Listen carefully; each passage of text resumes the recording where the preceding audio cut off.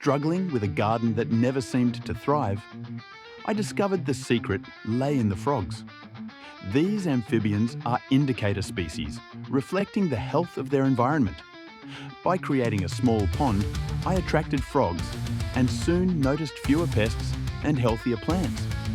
The frogs' presence indicated a balanced ecosystem. This taught me that sometimes the smallest creatures hold the biggest clues to our surroundings. By paying attention to nature's signals, we can create harmony in our own spaces. Like, comment, and subscribe for more tips on living in tune with nature.